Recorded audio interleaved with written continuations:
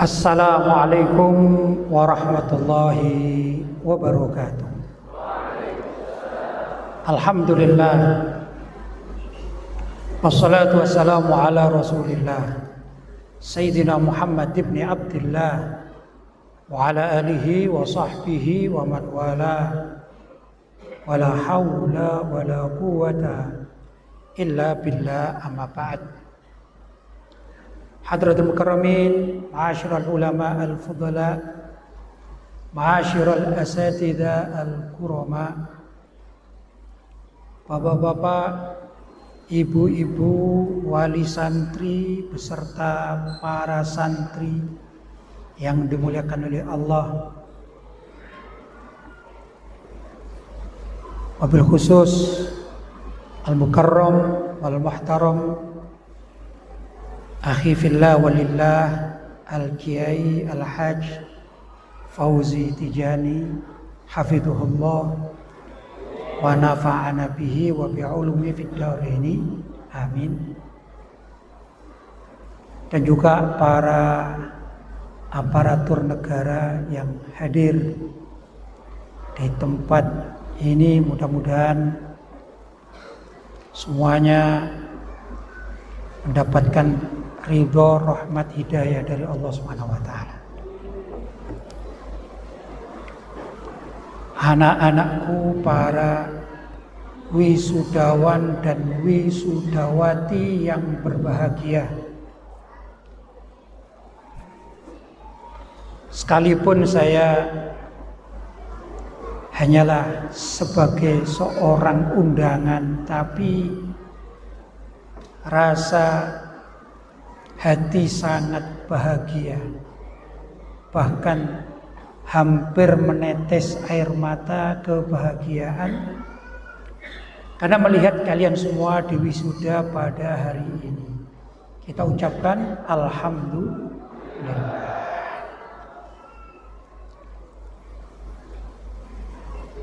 Saya ini agak sulit ini mau bicara kepada wali santri atau kepada para santri wisudawan. Yang jelas saya tidak akan berbicara kepada para kiai dan pengajar di pesantren Al-Amin yang sangat luar biasa. Namun sebelum apa yang nanti saya sampaikan, saya ingin bernostalgia sedikit bahwa alhamdulillah saya pernah akrab dengan Al-Maghfurlah Kiai Haji Tijani Jauhari. Beliau kalau secara usia memang jauh lebih tua, tapi di beberapa pergerakan seringkali bersama saya. Saat itu saya generasi muda, beliau generasi tua. Beberapa saat sebelum beliau wafat, sama-sama diundang di Kiai Muhammad Rafi. Itu daerah mana, Kiai? Sampang atau Pamekasan? Pamekasan. Di Pamekasan kami berdua, saya dengan beliau almarhum, kemudian salah satu wartawan Jawa Pos saat tersebut, kalau tidak salah namanya Joko Susilo. Waktu itu maraknya, mohon maaf ini,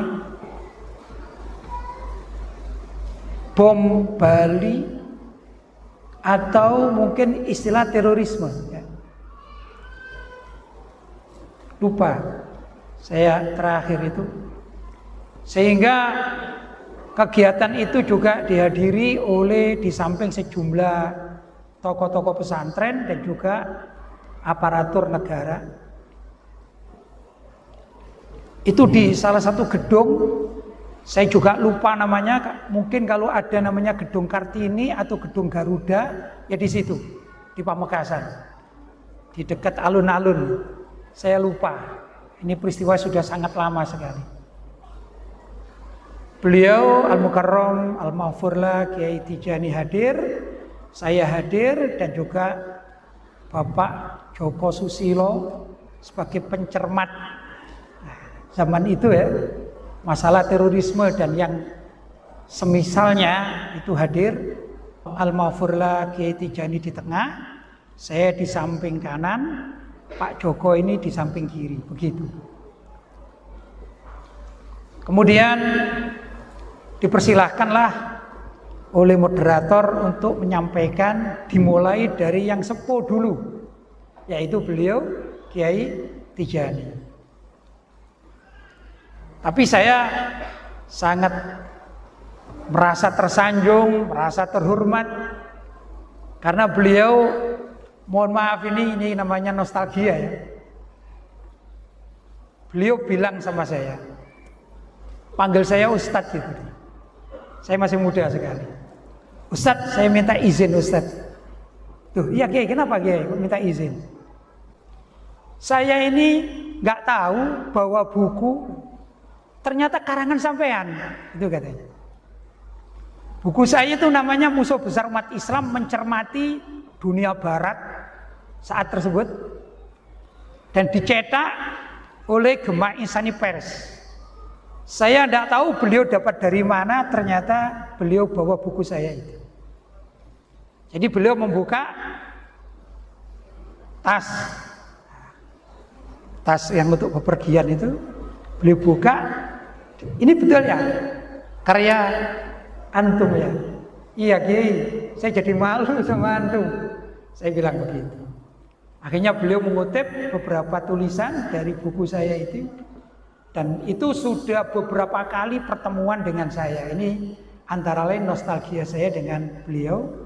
Kemudian tidak lama, entah setengah tahun, 1 tahun berikutnya, saya dengar beliau wafat dan saya takziah. Begitu.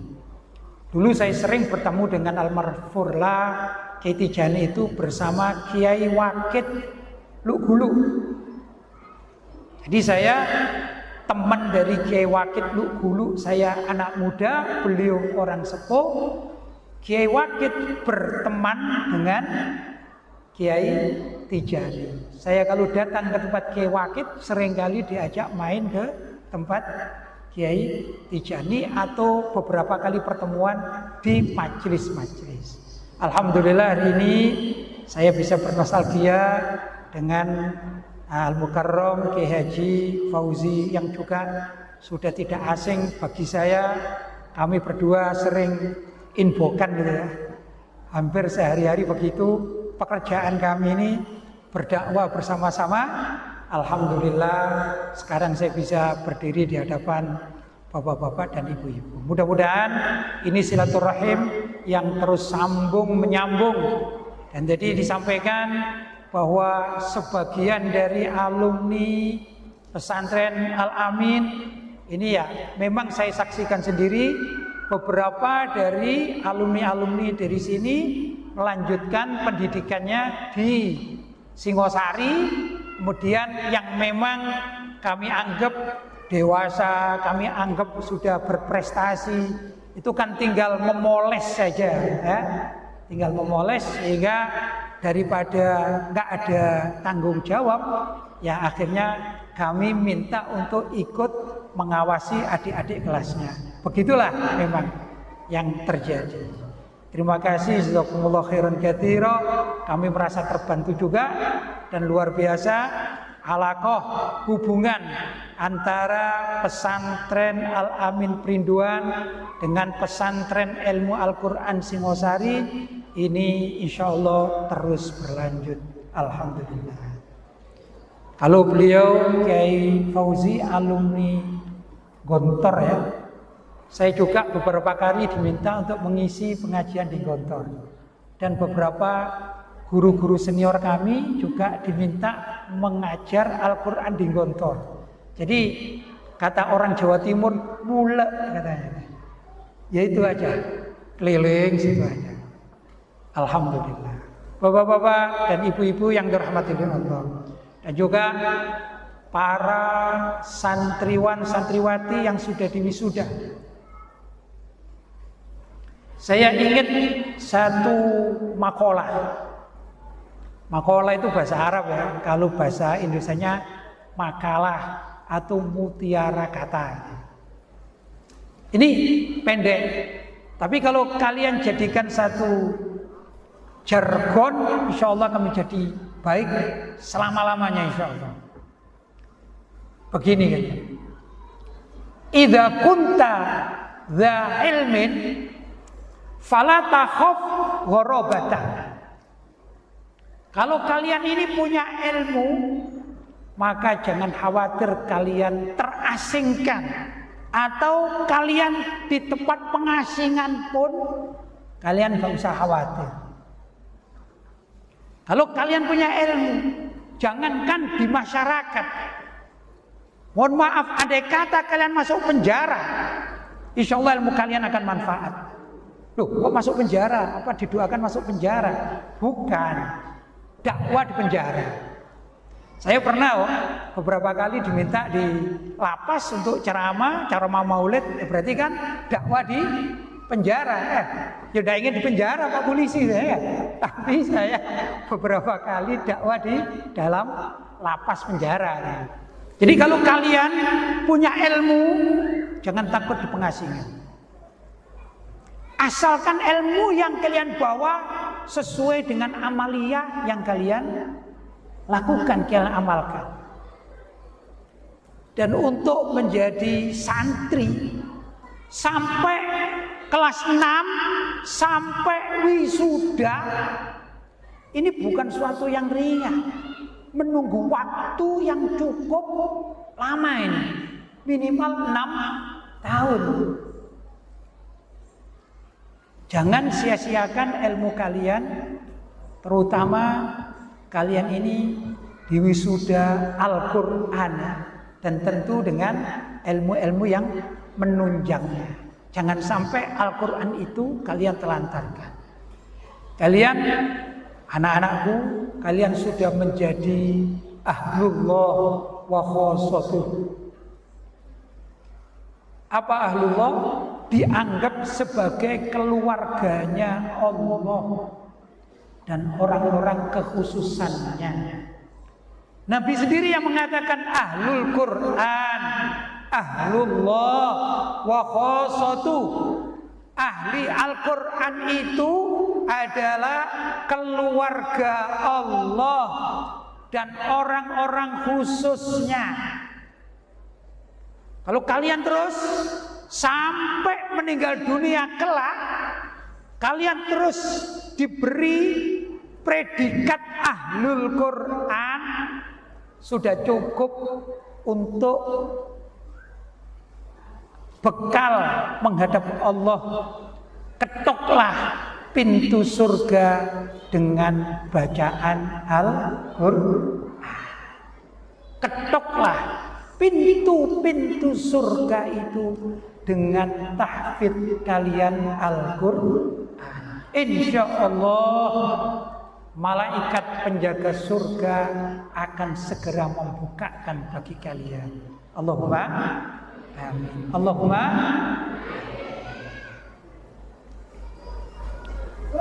Tapi saya juga ingin menasihati kalian ya.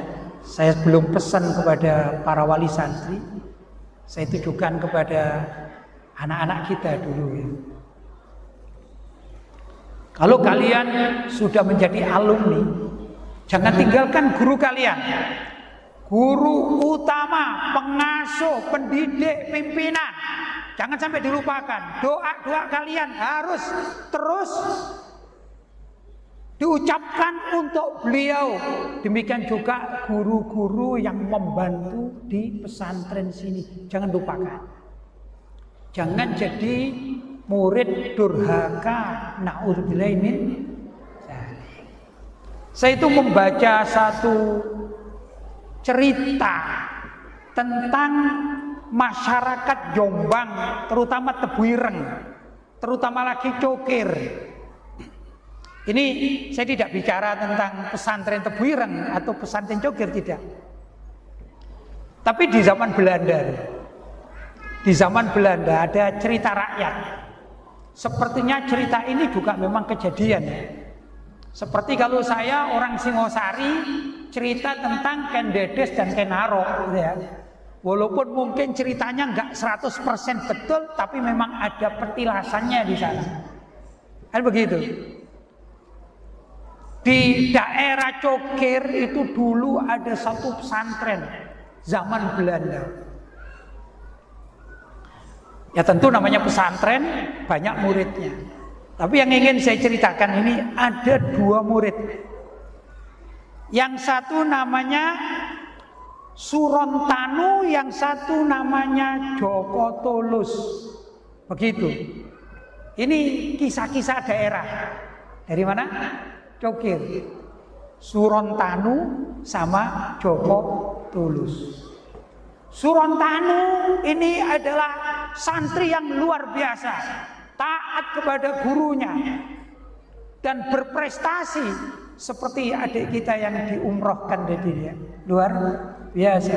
Mudah-mudahan terus berbakti kepada orang tua dan berbakti pada gurunya. Ini namanya Surontanu. Saya tidak bercerita tentang Surontanu yang pada akhirnya menjadi tokoh-tokoh dan menjadi pejuang lokal melawan Belanda. Begitu ceritanya. Yang satu namanya Joko Tulus. Joko Tulus ini subhanallah tukang ganggu di pesantren. Kata orang sekarang nakalnya top. Kiai kalau lagi sowan ke Tebuyureng nanti dicari nih cerita ini kayak namanya Joko Tulus ya. Bukan sekedar nakal ini, tapi nakalnya ini sudah keterlaluan. Sama kiainya sudah ada taat. Akhirnya subhanallah dia dilari dari pesantren ketemu apa ya? Ya nggak enak dibicarakan ya. Tapi pelan-pelan enggak apa-apa ya. Mohon maaf. Ketemu Germo. Mohon maaf saya. Pemilik lokalisasi. Apa namanya? Ya, lokalisasi. Tempat perzinaan. Ketemu pemiliknya ini. Akhirnya bergaul dengan si pemilik lokalisasi. Subhanallah, mungkin karena kualat sama gurunya ini, karena anak gak taat sama sekali, terlibatlah dengan perdagangan wanita, padahal dia ini santri. Begitu. Zaman tersebut mungkin bukan pelajaran seperti nahwu sorof itu yang diajarkan ya.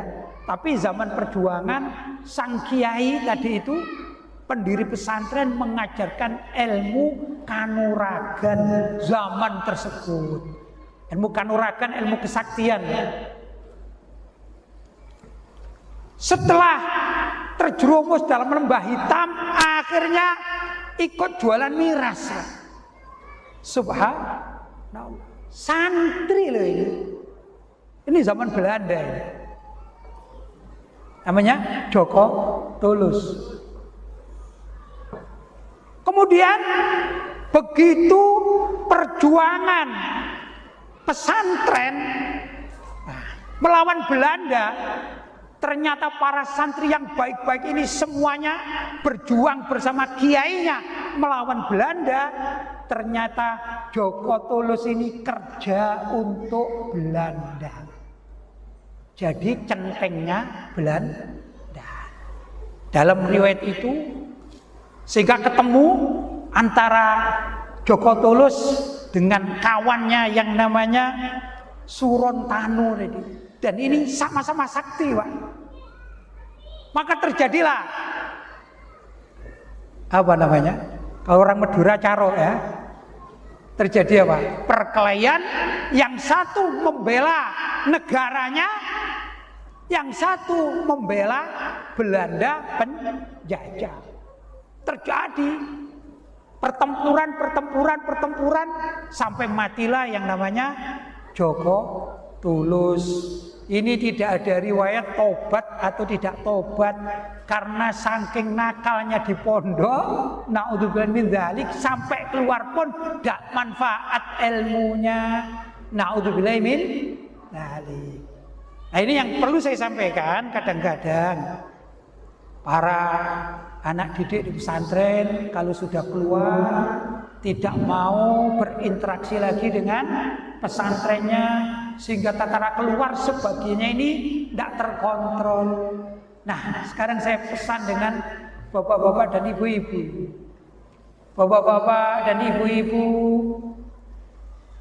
antum semua memondokkan putra-putrinya selama paling tidak 6 tahun. Mungkin ada yang kurang, mungkin ada yang lebih ya. Saya pukul rata 6 tahun. Menunggu 6 tahun itu bukan waktu yang sedikit dan bukan waktu yang sebentar. Bukan sekedar menunggu. Bapak-bapak dan ibu-ibu juga membiayai, memikirkan. Belum kalau ada putranya sakit, putrinya sakit, bingung. Mau mengizinkan kepada pondok juga tidak semudah yang kita bayangkan. Saya ini walaupun pengasuh pesantren, anak saya juga mondok sama. Saya kadang-kadang kesulitan. Anak saya telepon nangis, minta ke dokter, saya izin kepada pengasuhnya, nggak diizini, Pak. Sering begitu. Karena ada kebijakan dari pesantren yang berbeda dengan keinginan saya sebagai orang tua.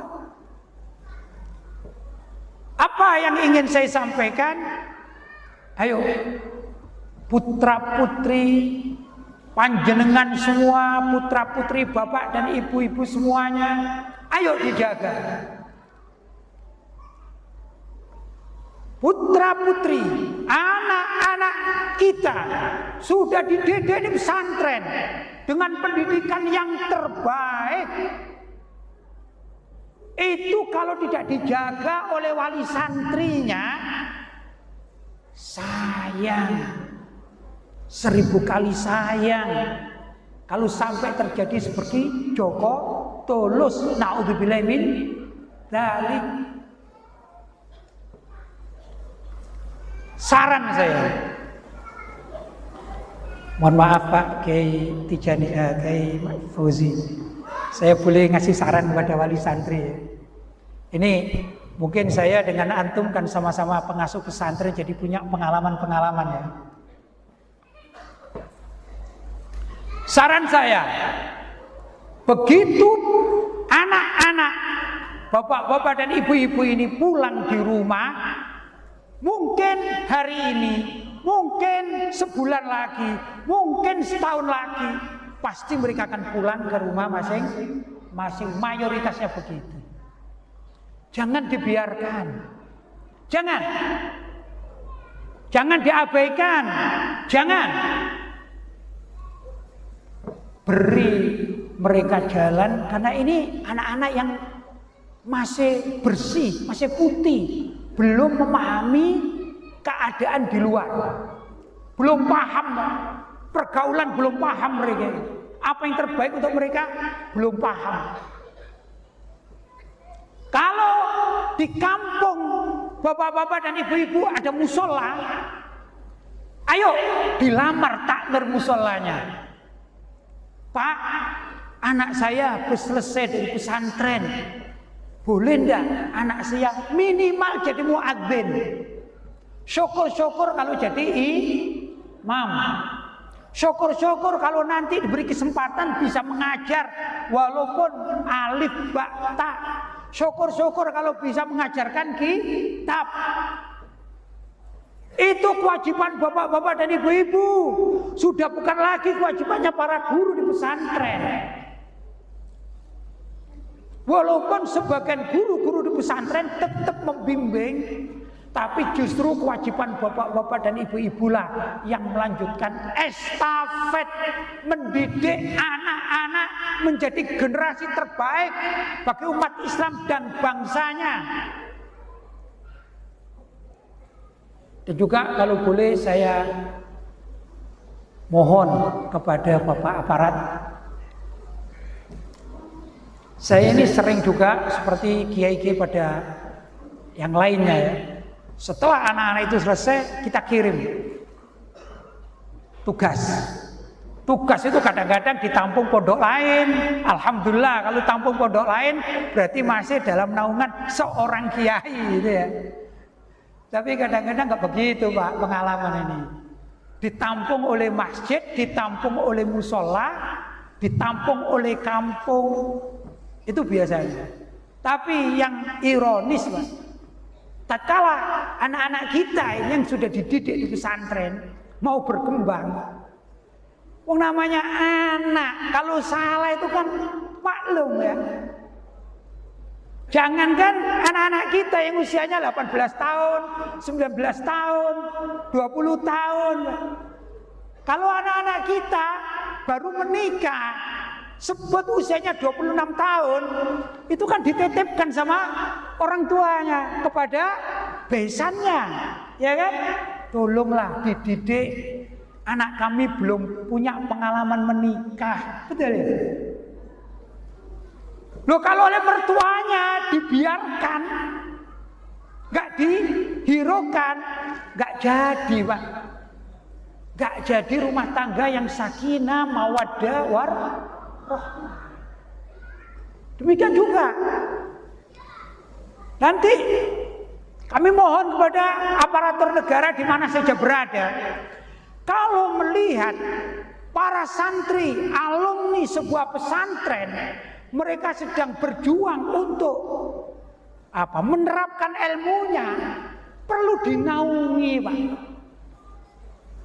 Karena rawan loh zaman sekarang ini Pak, rawan mendapatkan pertentangan. Saya contohkan. Saya ini Arema, saya ini ya, orang Malang ya, arek Malang ya.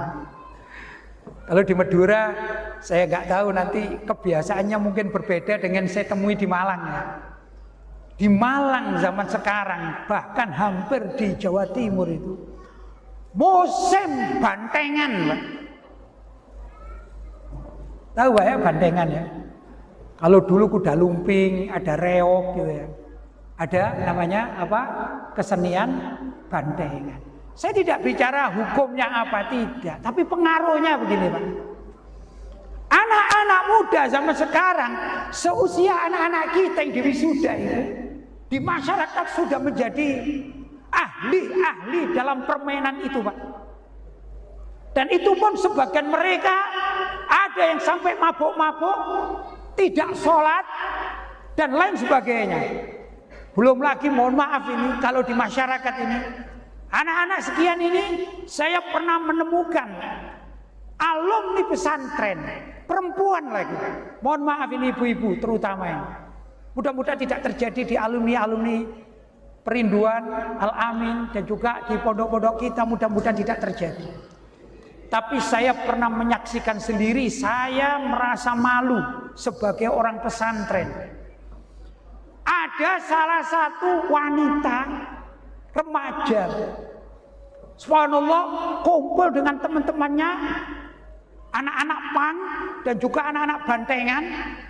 Itu akhirnya secara tidak sengaja anak ini ngaku bahwa dulu pernah nyantri. Tapi yang terjadi tangannya ini tatoan semua. Apakah mungkin di pesantren diajar tatoan? Kan tidak mungkin. Berarti salah pergaulan. Salah pergaulan akhirnya dirusak oleh keadaan yang ada di tengah masyarakat.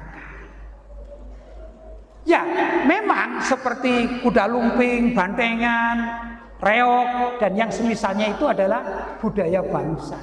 Tapi kalau bisa, hendaklah budaya itu yang tidak merusak generasi muda bangsa. Ini saya juga pesan jadinya ya. Boleh Pak, ini Bapak aparat ya, bisa disampaikan Pak. Coba Bapak diundang, datang ke sini, lihat anak-anak kita yang tampan-tampan, yang cantik-cantik, hafid dan hafidhah Al-Quran, yang diemban mereka Al-Quran. Kalau suatu saat tiba-tiba Bapak pulang ke rumah di suatu desa, ketemu, loh ini Pak polisi yang diundang. Iya, kenapa kamu di sini? Kok ikut bantengan? Ngajimu gimana? Lupa Pak polisi. Kira-kira gimana? Prihatin ya Pak? Ini yang kita khawatirkan. Yang kita khawatirkan. Tapi kalau anak-anak kita ini betul-betul memegang prinsip yang sudah diajarkan oleh pesantren, hidup di mana saja kalian akan makmur, kalian akan diterima. Jadi saya katakan idza kunta dza ilmin fala takhaf gharabatan. Kalau kalian itu punya ilmu, kalian mengamalkan ilmunya, kalian praktekkan ilmunya di masyarakat, di mana saja kalian terdampar, insya Allah kalian akan hidup. Bahkan kalian bisa makmur, kalian bisa mewarnai masyarakat. Itu yang kita harapkan dari alumni-alumni pondok pesantren. Mau yang hafidul Quran, yang belum hafal, mungkin punya hafalan 1 juz, tapi kalau sudah memegang alma mater pesantren, maka hendaklah kita berikan kepada masyarakat, kita berikan kepada guru-guru kita berikan kepada orang tua kita berikan kepada aparatur negara adalah akhlak terbaik, ilmu yang terbaik, amalia yang terbaik, sehingga bisa kita pertanggungjawaban di hadapan mereka semua yang saya sebut tadi, terutama di hadapan Nabi Muhammad SAW, dan paling utama kelak di hadapan Allah Subhanahu wa Ta'ala. Jangan ada Pak Kiai Tijani mendengar laporan, anak-anakku ya, jangan sampai ada laporan pada Pak Kiai Tijani. Ada seorang guru, pengurus, ada wali santri menangis. Bilang apa? Gimana itu anak saya, adik saya, tetangga saya, naudzubillah, alumni perinduan, tapi kok tidak sholat misalnya. Kenapa? Enggak puasa, bahkan jahat seperti Joko Tulus, naudzubillah min dzalik. Kita hanya ingin memberikan kepada kiai kita, guru-guru kita, laporan-laporan kebaikan. Alhamdulillah Pak Kiai, anak saya sudah jadi ustadz. Alhamdulillah Pak Kiai, anak saya sudah jadi khotib Jumat. Alhamdulillah Pak Kiai, anak saya jadi saudagar, dermawan, yang menyumbang beberapa kegiatan-kegiatan keislaman. Itu yang kita harapkan. Bukan berarti Pak Kiai Tijani dan guru-guru ini mengharapkan kalian kerja, kalian jadi orang kaya, nanti setor uang kepada saya. Bukan begitu. Tapi mendengarkan informasi bahwa anak-anak alumni Al-Amin dengan segudang prestasi itu sangat menggembirakan. Itu yang akan disujud syukuri oleh guru-guru di pesantren. Jelas? Anak-anakku jelas? Anak-anakku jelas? Paham anak-anakku? Para anak-anakku dari kalangan santriwati paham? Paham? Jadi saya katakan Joko Tulus itu dari santri laki-laki yang tidak bisa mengabdi dan berbakti kepada guru-gurunya. Jadi yang saya temukan di lapangan zaman sekarang ada santriwati, alumni, ya, kemudian bergaul dengan anak-anak pang, kemudian badannya bertato, jilbabnya dilepas, bukan pakai baju yang tertutup, pakai kaos sehingga lengannya kelihatan tatoan. Dan subhanallah ada videonya, dulu itu saya pernah punya. Dia ini kiroah, suaranya enak, ternyata mantan qori'ah. La haula wala quwata illa billah. Coba kalau ada kejadian semacam demikian ini, para wali santri, saya kasih saran, saya beri saran. Kalau putra putrinya ada masalah dengan kehidupannya, ajak sowan kepada kiai, ajak sowan kepada ustadz-ustadznya. Mungkin waktu di pondok ada kesalahan yang belum dimaafkan, belum diampuni, belum dimaafkan ya, belum direlakan, belum diikhlaskan oleh kiai, oleh guru-guru pesantren, sehingga tidak bisa keluar dari kesalahan tersebut. Yang terakhir, ini juga datangnya dari Madura. Saya dicurhati oleh seseorang dari Madura. Ya karena saya nggak tahu, toko-toko Madura kan banyak ya, ribuan toko ya, pondoknya juga ratusan pondok. Mohon maaf ini kalau Kiai Tijani ngerti, saya ini aktif di medsos, di media sosial saya itu aktif, termasuk juga ada tanya jawab kadang-kadang gitu. Curhat, ada yang curhat sama saya gini. Seorang ibu-ibu curhat, ibu-ibu janda anaknya satu. Pak Kiai, anak saya ini sudah selesai tahfidz di salah satu pesantren di Madura. Rumahnya ini di Lamongan. Sekarang anak saya ini sudah menikah, punya anak satu. Yang jadi masalah, anak saya ini tidak mau bekerja. Yang bekerja istrinya. Yang bekerja istrinya. Lah, ini istrinya sedang menggugat cerai anak saya. Saya tanya, saya larang, janganlah, menantuku jangan. Apa jawabnya? Saya sebagai istri tidak kuat. Kenapa? Karena suami saya tidak kerja, tidak mau sholat, tidak mau keluar dari rumah, dari kamar saja sulit diajak keluar. Bagaimana mau hidup normal? Bagaimana mau hidup normal? Kemudian saat ini yang di curhatan saya ini ya, akhirnya sang istri menggugat cerai dan ditinggalkan si anak ini, dan putranya dibawa oleh sang istri pulang ke rumahnya, ke rumah mertuanya, mertua si anak laki-laki. Terus curhat, apa Pak Kiai yang harus saya lakukan? Saya bilang gini, mohon maaf ya, kawan saya di Madura itu banyak, kiai-kiai di Madura juga banyak. Tolong ibu tanya nama kiainya siapa, nggak usah kasih tahu saya. Ibu tanya sama putranya pondoknya namanya apa, nggak usah ngasih tahu saya. Hanya saja saya anjurkan, bawalah anak ibu ini datang ke rumah kiainya, mintakan maaf, mintakan ridho, mintakan ampun. Mungkin waktu mondok dulu itu nggak taat, sehingga ada sesuatu yang ada di dalam hati kiainya menyebabkan anak ini tidak bisa mandiri dan gagal di dalam berumah tangga. Ya begitulah ulama-ulama kita zaman dahulu kala mengajarkan kita, kalau ada masalah dari anak-anak kita yang sudah keluar dari pondok pesantren, hendaklah dimintakan maaf. Datanglah bapak-bapak, ibu-ibu wali santri, jangan malu. Mungkin rumahnya di Kalimantan, mungkin rumahnya di Jakarta, tapi demi anak, ingat ibu dan bapak sudah memondokkan anak minimal 6 tahun, minimal 6 tahun. Biaya tidak bisa dihitung berapa. Mungkin kalau biaya masuk pondok bisa, bayar bulanan bisa dihitung. Tapi anak minta ini, minta itu, segala macam tidak bisa dihitung. Maka kalau anak-anak kita sudah selesai dari pondok pesantren, akhirnya menjadi anak yang tidak berguna, na'udzubillah min dzalik, sungguh patut disayangkan.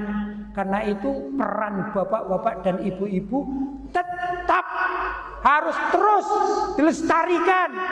Dan juga hubungan bapak-bapak dan ibu-ibu jangan sampai terlepas dari kiai, dari guru-guru pesantrennya. Begitulah orang-orang zaman dahulu kala, ulama-ulama kita, salaf-salaf kita, cara mengajari wali-wali santri agar wali-wali santri punya anak-anak yang berbakti. Dan perlu diketahui, kalau anak-anak lulusan pesantren berbakti kepada semua orang, maka mereka akan menggembirakan hati kita. Kalau mereka jadi anak baik, mereka ikut membantu mengamankan wilayah Pak Polisi yang berterima kasih, kan gitu. Kalau mereka ikut membantu untuk kebaikan di rumahnya, pasti orang tua yang sangat berterima kasih, berbahagia. Demikian juga kalau mereka ini tetap berkhidmat di pesantren, maka para kiai dan juga guru-gurunya mereka merasa berbahagia karena melihat keberhasilan anak didiknya. Bapak-bapak dan ibu-ibu, ini barangkali pesan saya, ini sesama saya dengan Kiai Tijani, sesama mempunyai anak didik, pengalaman yang sama. Jadi saya bercanda dengan beliau, Kiai, saya lihat antum bahagia sekali hari ini. Wajah antum luar biasa bahagia. Tapi saya yakin, apa itu? Antum dulu kan mengaji kitab besar-besar. Mungkin kitab Bukhari Muslim, mungkin kitab Ihya Ulumuddin, mungkin itu bisa dipraktekkan cuman 1/10, Pak. Kalau sudah jadi pengasuh pesantren, itu tidak bisa mengajarkan kitab-kitab besar. Pengasuh pesantren yang dipikirkan dalam putra-putra bapak dan ibu-ibu, putra-putri bapak dan ibu-ibu yang sakit, yang kurang ini, dan lain sebagainya. Jadi dulu waktu mengaji pondok ini, kayaknya mana ya dulu ya? Saya menghafalkan ini, menghafalkan itu, mana saya manfaatkan sekarang? Itu semua ilmunya manfaat. Tapi karena konsentrasi demi kebaikan putra-putri bapak dan ibu-ibu, maka semuanya itu ditinggalkan. Kata beliau tambah satu lagi, Kiai, apa ini? Undangan masyarakat. Undangan masyarakat. Ya, jadi ilmu kitab dulu itu, Pak, nyaris gak pernah disentuh, Pak. Begitu Kiai Tijani ya, Kiai Fauzi ya. Subhanallah. Nah, karena itu mari bapak-bapak dan ibu-ibu dan juga semua yang hadir, para undangan, kita apresiasi beliau. Kita berikan penghormatan yang paling tinggi. Caranya bukan berarti seperti tadi kasih kalung dengan prestasi-prestasi, bukan. Itu kelasnya kelas anak-anak kita. Ya. Kalau beliau, pertama saya anjurkan, ajak putra-putri bapak-bapak di rumah, ya, kalau malam sholat tahajud, doakan kiainya, doakan agar beliau tetap sehat, menjaga betul-betul yang sangat luar biasa, karena ribuan santri yang akan dikelola, akan diajar, dimanage agar bisa khatam selesai dan wisuda seperti adik-adik dan anak-anak kita yang hadir hari ini. Masih besar tanggung jawab kiai kita. Demikian juga kepada bapak-bapak yang diundang undangan aparatur negara, dibantu, Pak. Beliau tidak membantukan uang, tidak begitu, tapi keamanan. Keamanan di wilayah-wilayah kiai-kiai, pondok-pondok pesantren itu perlu dijaga, Pak. Apalagi zaman sekarang gangguan macam-macam yang saya katakan tadi. Kadang-kadang nggak sinkron. Yang diinginkan kiai mendidik masyarakat bisa pintar mengaji, tapi masyarakatnya pintar bantengan, Pak. Kan nggak sinkron. Nah, ini juga kadang-kadang bersinggungan. Ya, bersinggungan. Tolong, Pak, tanggung jawab seorang kiai ini besar di hadapan masyarakat, besar sekali, apalagi kelak di hadapan Allah. Mudah-mudahan aparatur kita ya diberi kesehatan, diberi maunah dari Allah, diberi pertolongan sehingga bisa bersinergi dengan pesantren-pesantren di seluruh Indonesia, sehingga pesantren-pesantren bisa menelurkan generasi terbaik bangsa Indonesia, generasi terbaik masyarakat dan umat Islam, terutama di wilayah kita masing-masing. Barangkali itu yang dapat saya sampaikan, kurang lebihnya mohon maaf yang sebesar-besarnya. Hadza wal afu minkum. Wassalamualaikum warahmatullahi wabarakatuh.